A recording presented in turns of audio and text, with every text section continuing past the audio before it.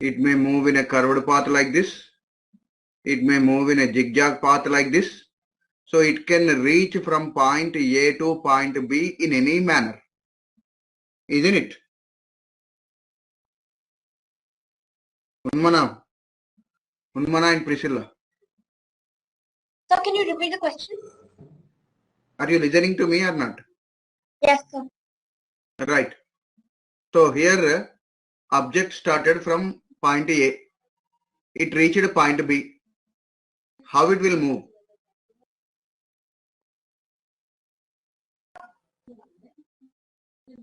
It moves in which path? Straight Already, path. already I drawn different paths.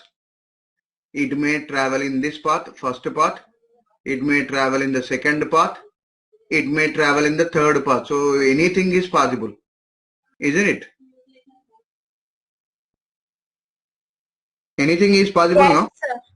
Right. So when anything is possible, what is the difference between all these paths? That's what we are going to learn today.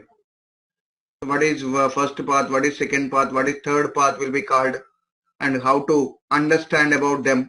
So these things we are going to do today. And this is related to the state of motion or rest.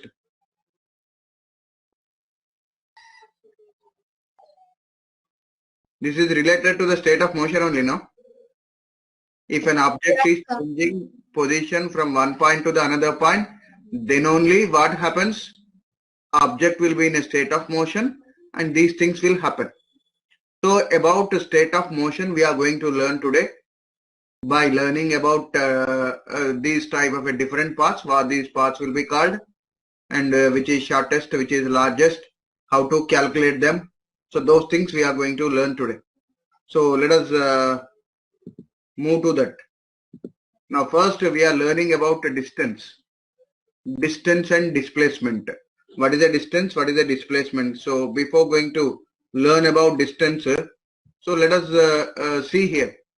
Now from A to B, object is moving in a first path. Object may move in a second path. Object may move in a third path.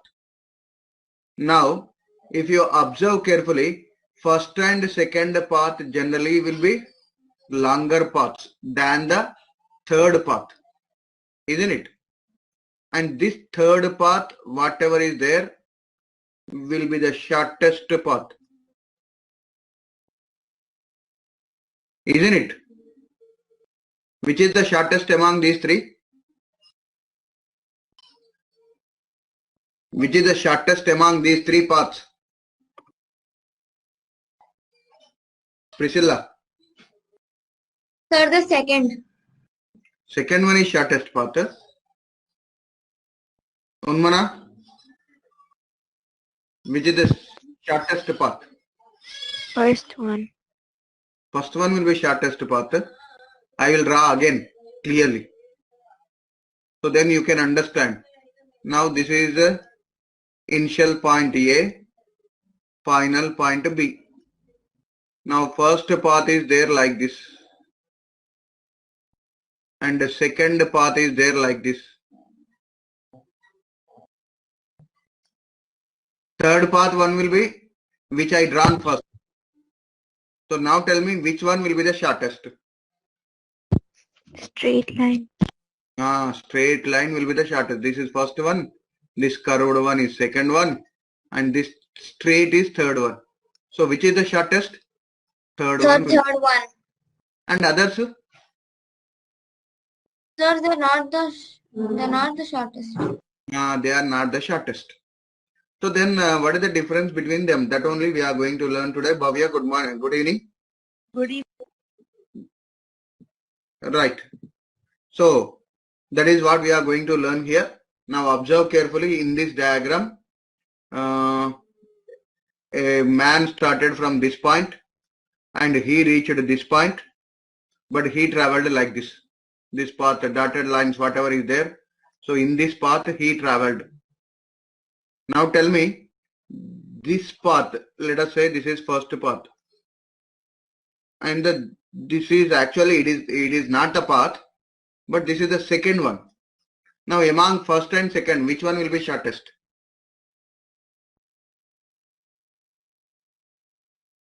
Which one will be The shortest? second one.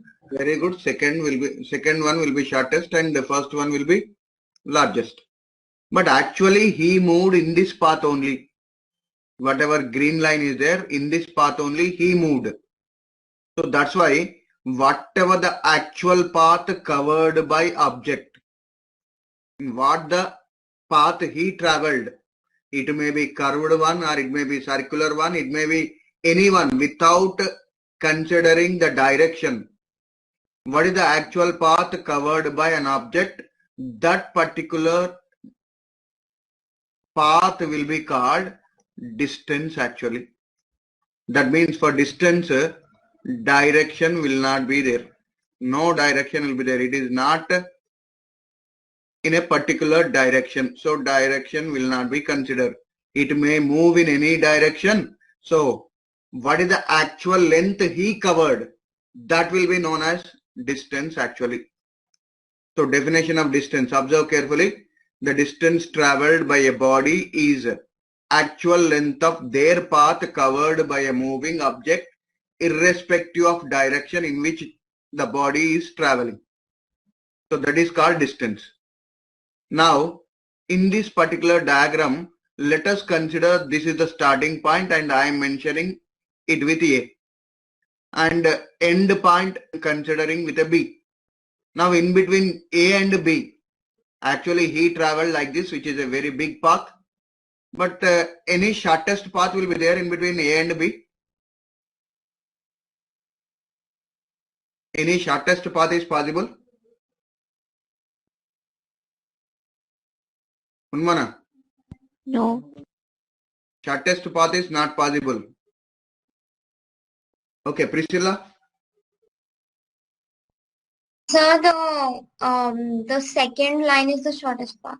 Very good. So we can draw a line which is shortest one from point A to point B by drawing what? A straight line. Isn't it? So we can make a shortest path by using initial point and final point. So you have to say like this, the shortest distance. Let me write here. The shortest distance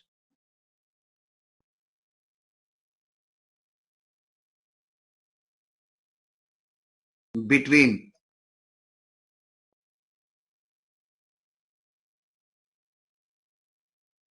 initial and final position of an object.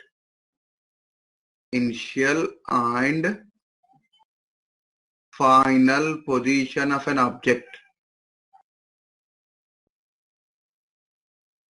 Position of an object in a particular direction. Displacement. Very good. It is known as displacement. Displacement. Okay. The shortest distance between initial and final point or final position of an object in a particular direction. So direction will be there from A to B, from initial to final. Definitely direction will be there. But for distance, any direction will be? For distance, any direction will be? Priscilla, for distance, any direction will be? No, sir. Right. So in our definition only we are giving what we are saying, the actual path covered by an object irrespective of its direction is known as what? Distance. So direction will not be there for a distance. Direction will be there for a displacement. Definitely direction will be from where to where, from initial point to final point. So this is what you have to understand. And now tell me, maybe you are having some idea regarding vectors and scalars. Do you have an idea related to vectors and scalars? I've heard of them. Yes, sir. Sir, I know what is vector and scalar quantities. Priscilla, Yes, sir. tell me, Sir, just what do you mean by vectors? And what do you mean by scalars? sir, scalar quantities are which it's a type of measurement, a system of measurement which doesn't need a direction, only a magnitude in a unit, but examples are distance, speed, but vector quantities are quantities which need a direction, and magnitude and unit, and examples are displacement and velocity. Okay. Now let me say, Bhavya, maybe at your end some technical issue is there. Once you check again, quantities which are having both magnitude and direction. What must be there? Magnitude and direction must be there. So if magnitude and direction is there for that particular physical quantity, then it will be called vector. And now you know that displacement will be in a particular direction. What is the magnitude? Magnitude means value. Now suppose right, magnitude means measuring it. Suppose distance, I can say kilometer or meter like that, no? Some value I can say, no? So that will be called magnitude. Magnitude means value. So some value will be there, and direction also will be there for a displacement. So that's why it is a vector physical quantity. But for a scalar, what will not be there? Direction will not be there. Only magnitude will be there. So only magnitude will be there. No direction will be there for these physical quantities. So you have to say like this: the physical quantities which are having only magnitude, not the direction, so they will be called scalars. And here one scalar is there. Distance is a scalar, whereas displacement is a vector. Why? Because displacement is having direction, whereas distance is not having direction. So distance is a scalar and displacement is a vector. Is it clear? Priscilla, is it clear? Unmana? Bhavya? Yes, sir. Yes, sir. Right. So again tell me, vectors will have Magnitude and direction. Magnitude and direction. very good. Scalars? Only direction. Magnitude. Only magnitude, no direction. Okay? Right. And once again tell me, what is the distance? There is the like the length of the path Scalar. covered by a body. Okay. The actual path covered by an object. That's it, irrespective of direction. It may be circular, it may be curvilinear, it may be like this curved one, many curves like this, or it may be a straight line, whatever it may be. So, without considering the direction, what actual path it covered, that will be known as distance, whereas displacement will be what? The shortest distance between initial and final position will be known as what? Displacement, and displacement will be in a particular direction only. Okay, now this is distance and displacement. Now let us try to understand how we can solve few problems related to the distance and displacement. So a man walked 9 meters towards the south, turns to the right and walks 12 kilometers, then right and walks 6 meters. What is the total distance traveled by him? So to understand about it, definitely you have to draw the directions here. Now maybe you know that now if I say this is north, this is south, this will become east, this will become west.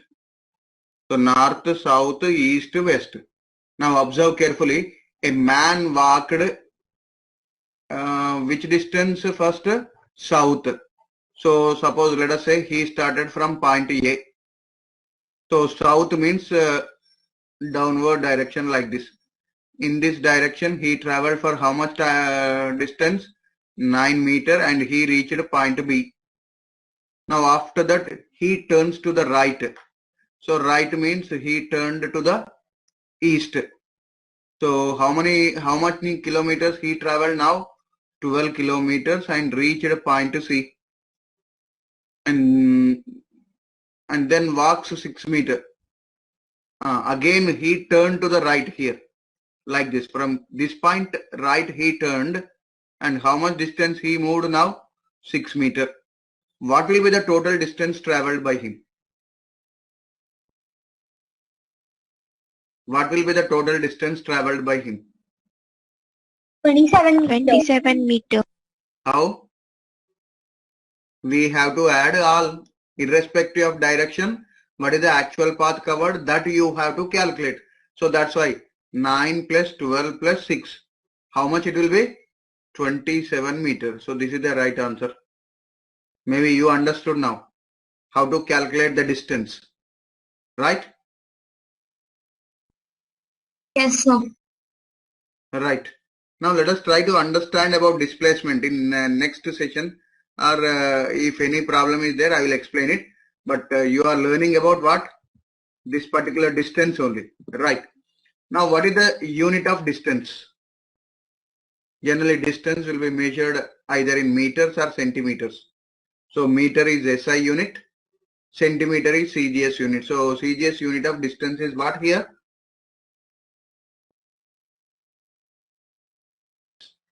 Do you know about different types of systems?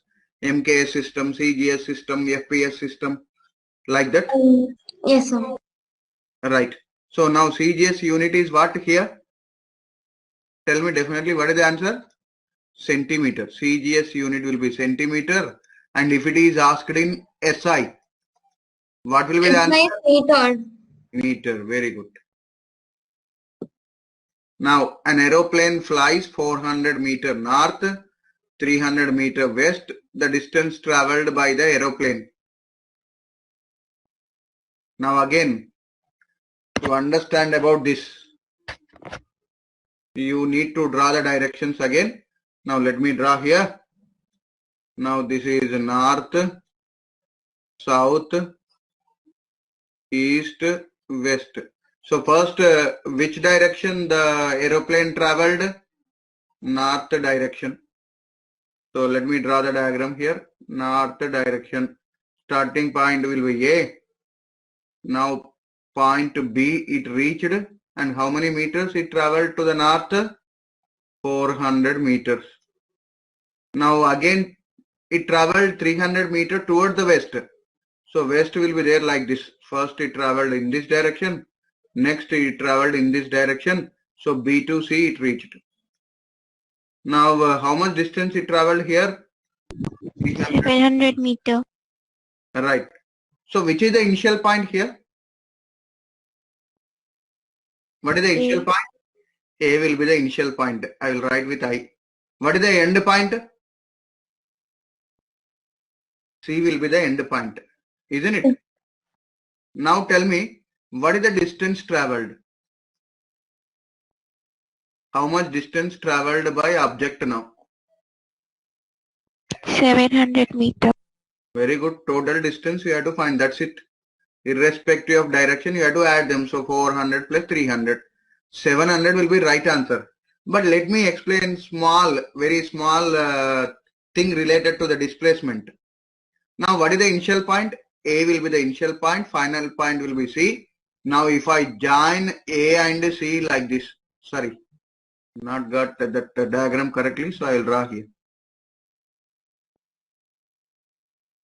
Now this is initial point A, this is middle point B, and this is end point C, and here it is 300 meter, and this is 400 meter. Now how to find out displacement? Actually maybe it will be there in next session. Now in this session we are having about distance, but let me explain about displacement also to understand. Sir, this is the same thing as Pythagoras theorem, right? Tell me. This is the same as Pythagoras theorem, right? Very good. It is same to that of Pythagoras theorem. Now maybe you know that if you look this particular geometry, it will look like a right angular triangle. And when a right angular triangle is there, we can apply. Now here as 90 degrees of angle is there, we can apply Pythagoras theorem. And tell me, what is the Pythagoras theorem formula? Sir, hypotenuse is equal to root square of the first side A square and B square. Okay, let me say first, if anybody don't know, I will tell you. Now, whatever this line is there, this line will be generally called hypotenuse. And whatever this line is there, this will be called base. And whatever this line is there, this will be called height. So generally, according to Pythagoras theorem, it is a mathematical relation only. And you have to understand this equation from mathematics only. But we are applying here, that's it. So according to Pythagoras theorem, we can write like this. Hypotenuse whole square is equal to base square plus height square. This is the formula. So you have to remember this formula from now onwards. Definitely, whenever you are calculating the displacement, this equation will be utilized always. So that's why you have to remember this equation.